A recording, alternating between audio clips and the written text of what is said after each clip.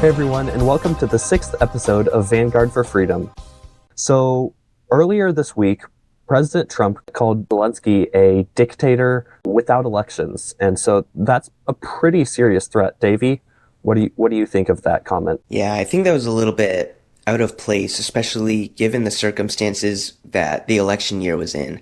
Like they were in the middle of the war with Russia, but that was a bit far, calling him a dictator because of that. Yeah, and honestly, whenever you have territory both on the front lines of a battlefield and in enemy territory, it's logistically impossible to carry out a actual accurate count of an election. So I really don't see that as being a fair election, even if there were to be an election held. And the majority of Ukraine supports Vladimir Zelenskyy in everything. Just earlier, I saw he had like a 73% approval rating, which is pretty high, honestly, for a president these days. Yeah. What else did he say? He also mentioned that Ukraine started the war in the first place, which is a complete lie. And I'm really disappointed to hear Trump say that. Yeah, Davey? Yeah, that's a pretty strong allegation. Yeah. I think we need to look a little deeper into actually whose fault it was for this war. Davey, what are your thoughts on it? I mean, the origin of the war was just Russia trying to take land from Ukraine, right?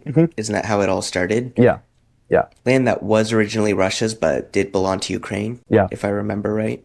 Yeah. So, yeah, I think also, too, it can even be argued that it was slightly America's fault for not providing enough protection globally. Maybe it's not the United States' place to provide it, but whenever you do have a power vacuum, as we saw during the 4 years of Joe Biden, it's very hard for there to be peace in a world whenever there's a power vacuum, whenever the strongest country in the world isn't actually standing up and making calls on what's right and what's not. Because whenever you've got a country that is aggressive like Russia or China, if you're not willing to make those hard calls and say, hey, you guys can't take this territory, this is wrong, then those countries are going to be aggressive. They're going to strike out. And I think we saw a pretty clear example of this with Ukraine and even countries like Taiwan or South Korea with North Korea. And so I think whenever you are the most powerful country in the world and you don't play that active part in making the right calls, chances are those aggressive countries are going to be aggressive because aggressive countries will be aggressive by nature. And I think it doesn't look good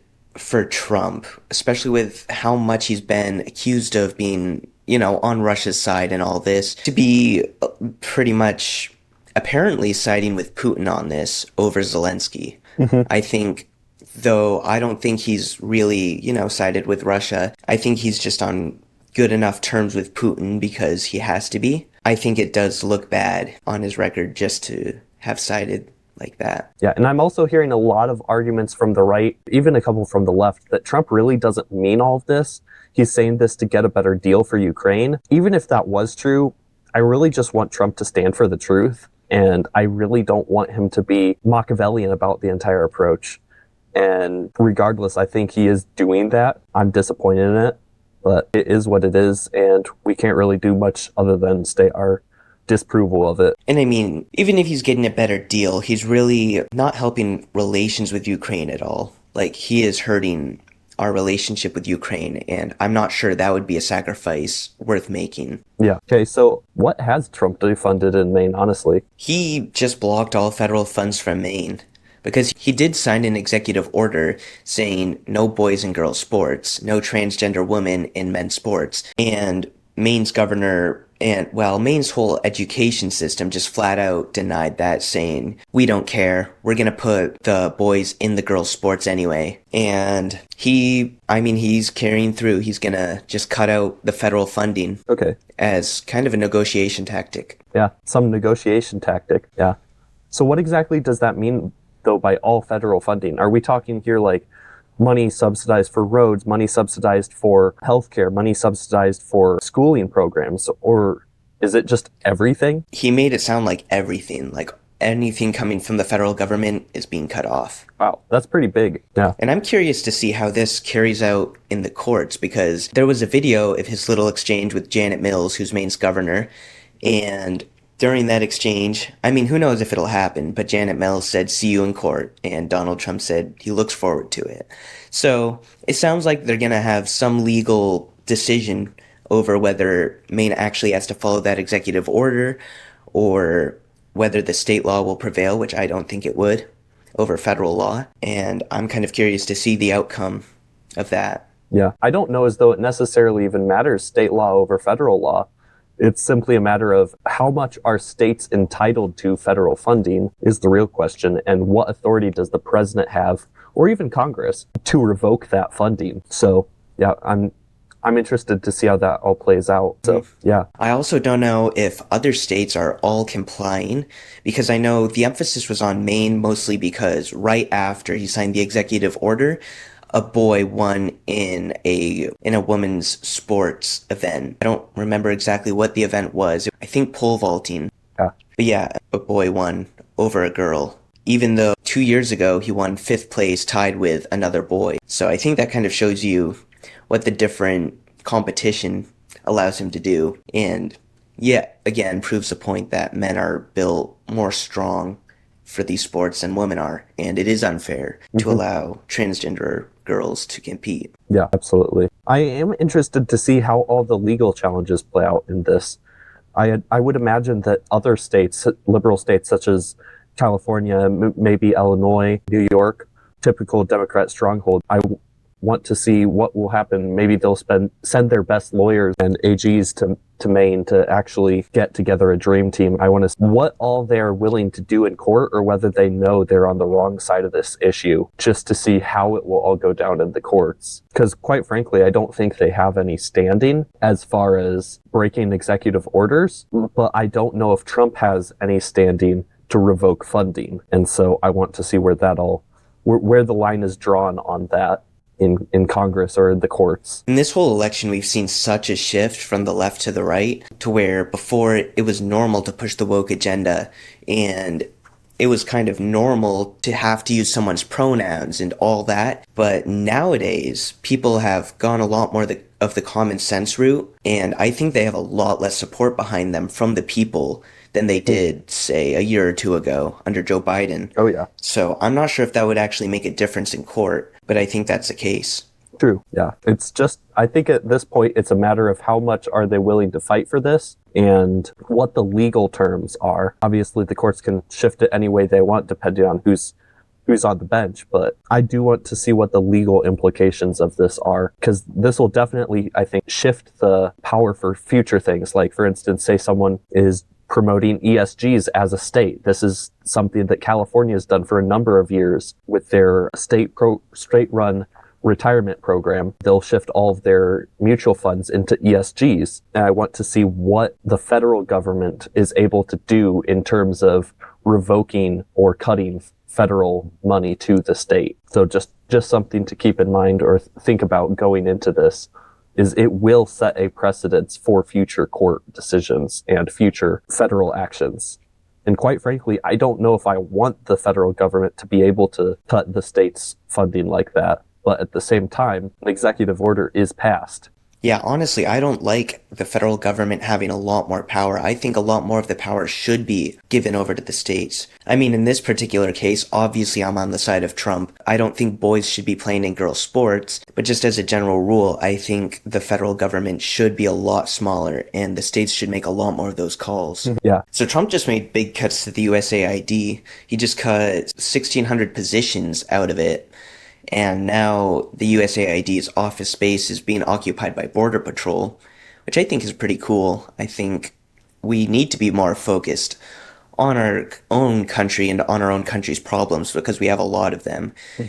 And I'm not sure the foreign aid department is even a great idea, considering our country's national deficit and just the amount of national debt we have. I'm not sure we can afford, definitely not all those crazy programs that DOGE has been cutting, but even much foreign aid in general. Obviously, we need to do what we can to keep world peace and keep other powers under control, but I don't think other countries should be a higher priority than our own. Yeah. So I think we do really need to limit that, which is why I agree with most of what Trump is doing with cutting the USAID.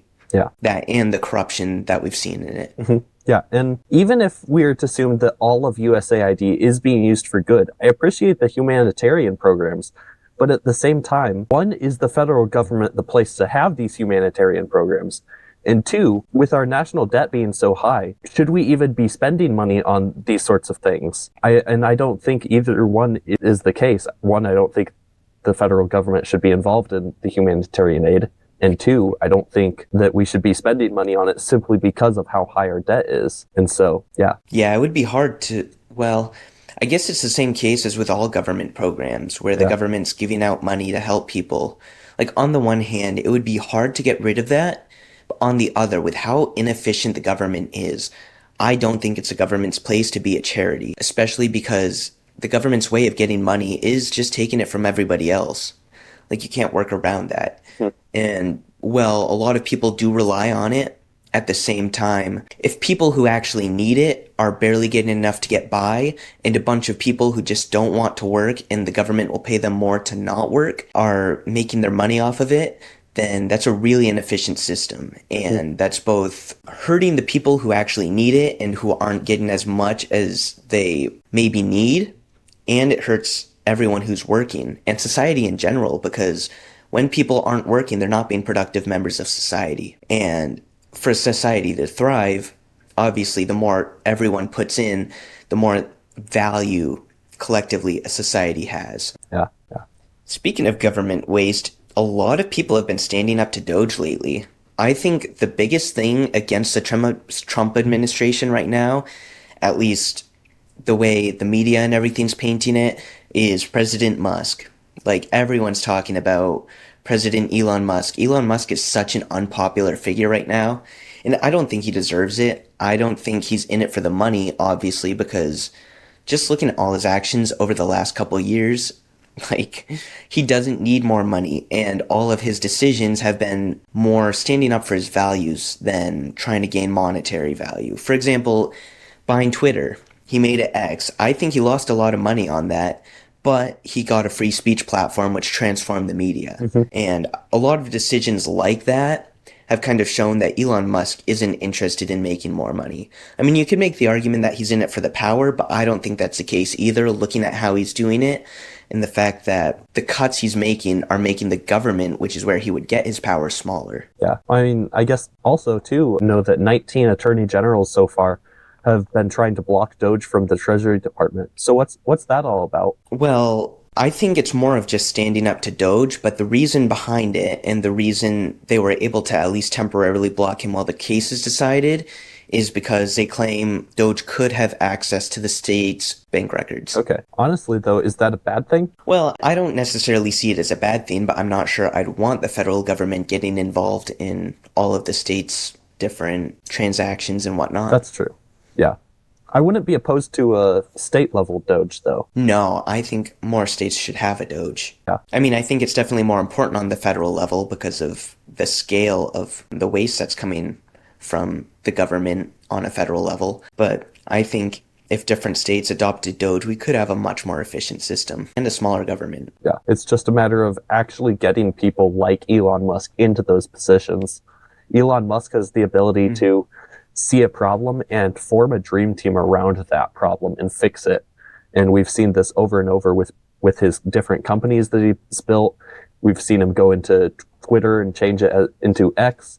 And honestly, I think make it a much more efficient company. And we're now seeing it with DOGE. He's bringing in really smart people, and I think he's going to solve a lot of problems with DOGE. Maybe not everything he wants to solve, but I think he's going to at least go the way forward for a bunch of these different programs. I think because DOGE is such a talking point for the left, Elon Musk and DOGE are being painted as a lot worse than they actually are. Because I think the vast majority of what's coming out of them is good.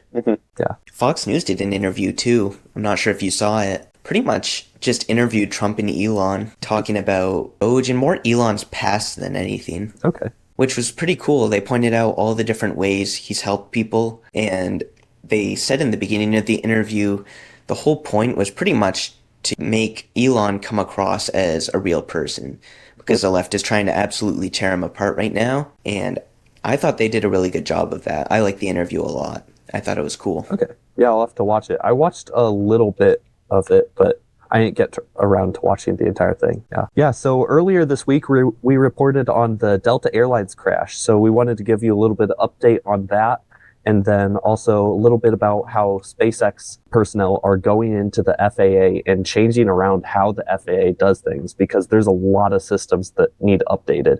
Davey? So there was a Delta Airlines crash, and I guess basically what happened, there was a little bit accusing the wind and snow, but I think overall it was pilot error is what the video footage makes it look like. But I believe that's the 5th plane crash this year. And actually, I was wondering about that because obviously plane travel's supposedly really safe, and it seems like all of a sudden all the crashes have happened. But I did see a statistic saying that we're pretty much on track for normal. Like, normally we do have a lot of air crashes, and I don't know if it's just planes or if it's actual commercial airlines, because there's a good chance we have a lot more commercial airline crashes than normal. But yeah, I did see a statistic that didn't make it seem like this was super unusual, but maybe it's getting a lot more coverage than normal. Interesting. But along with all these crashes, there have been a lot of questions raised about the FAA because Trump just fired a whole bunch of people from there, actually closer to like 300, and pretty much all of the people fired weren't essential employees. None of them were experienced. They were all hired within the first year, and it was pretty much like a normal cut. None of them were actually air traffic controllers, which is a position which would be responsible for some of these crashes. And actually, Delta's CEO, Ed Bastian, gave his thoughts on it and pretty much said he's not worried about the cuts Trump made. The cuts Trump made were well thought out cuts. They weren't cutting anything important. And the fact that Trump has pledged to upgrade the air traffic control system because it's really outdated, Ed Bastian said that does more good than Trump's cuts would do more harm. So interesting. Yeah, so I guess I know that Elon Musk has brought in a little bit of his personnel from SpaceX to basically revamp it. John Duffy arranged a meeting with SpaceX. Okay, cool. And basically, the SpaceX employees were just there to come in, take a look at the system. I mean, it was a bunch of geniuses from SpaceX. I mean, most of the people working at SpaceX probably are geniuses, but this is like high level. So they know what they're doing, and obviously they know a lot about air travel.